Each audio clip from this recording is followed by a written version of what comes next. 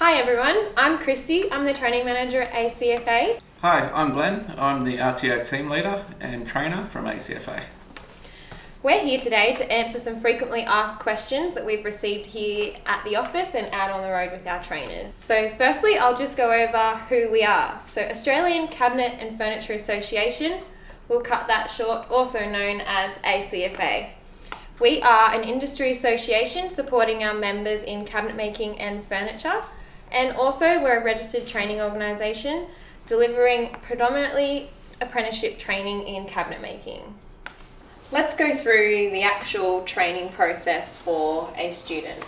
So what does a training visit look like with an ACFA trainer and assessor? So we work one-on-one with apprentices within the workplace. So we come to you. There's no need to leave the premises. We run through theory and practical based projects and also assessments that will require to be completed, and that is done also in between our visits as well. So in that between that 6 and 8 weeks, we have 3 hours per week that's required to be set aside for the apprentice, and that's when they have their time to hop onto their online learning. What does the online learning system look like? What do the students do? Yeah, so it's broken down into different modules. So they'll work through, some of it includes literally just theory-based questions. Others include some practical, which they will then need to do some videos, either with their trainer or their direct workplace supervisor, and they upload those directly into their portal. So in between visits, what is required of a supervisor? Yep, so the supervisor will oversee and ensure that the apprentice gets their 3 hours per week. They'll also guide them through with any questions that they may have while they're working through their online questions and practical. Any projects that trainers give to the apprentice, they oversee that as well. And they also fill in logbooks throughout that 8-week period. So the supervisor will also sign off on those to say that that was completed by the apprentice each week. You mentioned projects. What kind of projects do the apprentices get to work on as a cabinet making apprentice? Yeah, so there's, depending on the workplace that we go into and where the apprentice is at, there'll be building of cabinets, there'll be little bedside project cabinets, entertainment units, coffee tables. We also do, as final projects, options of kitchen fit outs, laundry fit outs, vanities. There's quite a variety of stuff, and as we're flexible with the workplace that we go into. So the student would get to choose what their final project is? Yeah, so we liaise with both the student and the supervisor, and between the three of us we would come up with what would work best for that student and that workplace. In between visits, what support can a trainer provide the apprentice while they're not with them? Yep, so we don't need to be face-to-face in front of somebody to give them support. We can either do Zoom or Teams meeting visits with them online. We can do phone calls, we can assist them through text messages, and also have another trainer come in as an in-between visit as well, or the actual trainer can come in instead of on a 6 to 8 week basis, may come in every 3 to 4 weeks to assist. Tell us about our current group of trainers and assessors here at ACFA. Yeah, so all trainers are industry qualified and have had numerous years within the trade. We cover pretty much from Tweed Heads all the way down to Albury, out to Orange, to Bathurst. We have pretty much all areas covered where we can service apprentices all the way across New South Wales. How does a business sign up an apprentice? So once you have recruited and employed your apprentice, you have 28 days to sign them into a training contract.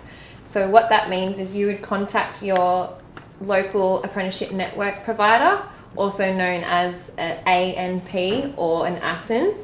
They would come out and sign your apprentice up into their training contract. That will then come back to ACFA. We would review that training contract and send that back to approve. And then you would receive an email welcoming you to ACFA, and that moves you on to the enrolment process. So a few examples of some ANPs are MEGT, Chambers Apprenticeship Support Australia, Verto and Serena Russo. Christy, what does the enrolment process look like for both the employer and also the apprentice? Our student liaison officer will contact the employer and the student to confirm a time for the session.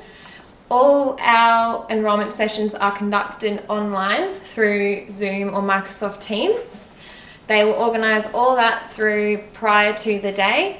The session does go for about 3 to 4 hours, and that depends on the student's capabilities and their LLN levels. So basically in that session, the supervisor is required to be in attendance for about half an hour. That is just to go through their employer obligations and just go through what they're required to do to support their apprentice throughout their apprenticeship contract. Once the employer leaves, basically the student goes through all of their enrolment documentation, all of their paperwork, and just make sure that we've got everything ready, and our student liaison officer just supports them through that process. They also go through a literacy and numeracy assessment, and that is just for our own perspective to see where the student is up to in their LLN levels, and then we can identify whether they need extra support or additional time and things like that. Okay.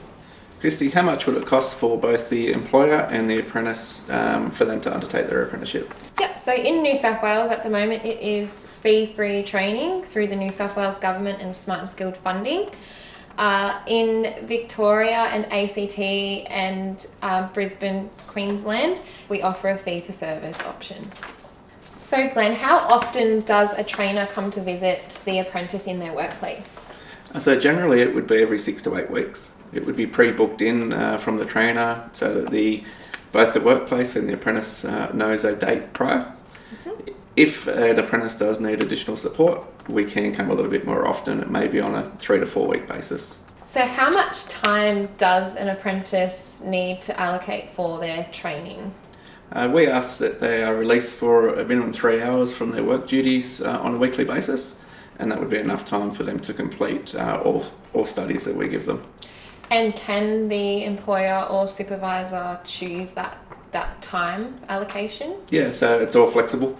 So that can be done in a full 3 hour block. It can be done in one 1 hour block over 3 days, 2 1.5 hour blocks. It also includes their practical side of things as well, for any projects that we may get them to work on, or any additional evidence that we need for them to do.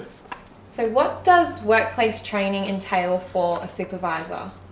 So the supervisor will oversee the apprentice for their general week, but for ACFA, we ask that they are involved and know what they need to complete for their 3 hours each week. Allow and have that set out time for their 3 hours every week, and there's logbooks that they have to complete on a weekly basis to show what the apprentice has actually done for that week that the supervisor signs off on. How long does a student have to complete their apprenticeship? So generally our training, it's structured for a 3-year training course. The apprenticeship contract is usually 4 years.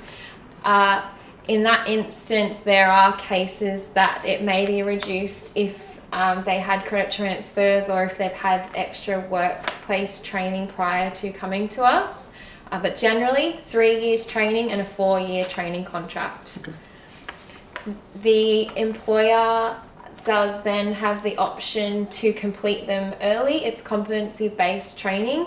They have the option to complete them early after the 3 years once they've gotten their training completion certificate from us, or they have the option to continue them for their full 4 years. Okay. Does a student need to be employed to start their apprenticeship training? Yes, they do need to be employed.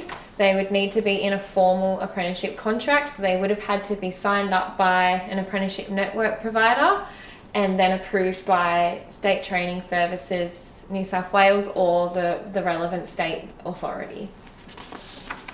So if an apprentice leaves their current employer, can they continue their training with a new employer?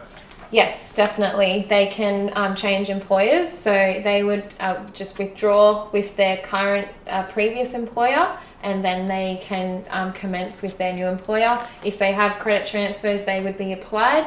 And then they would probably as well have a reduced apprenticeship contract time as well, depending on how long they were with the previous employer. Do you have to be a member to have an apprentice through ACFA? No, so you don't have to be a member to use our training services. However, it would only be a benefit to you as a business owner. We help with the employment contract. Our HR team can help with wages and advice, and they can also help with things like performance management, termination, and even give you a whole heap of templates and resources for your business. Thanks for your interest in ACFA's workplace-based training. We offer a nationally recognised qualification in Certificate 3 in cabinet making. We offer rolling intakes. We take enrolments all year round. We come to you one-on-one training in your workplace with qualified trainers. Please contact us now if you have any questions.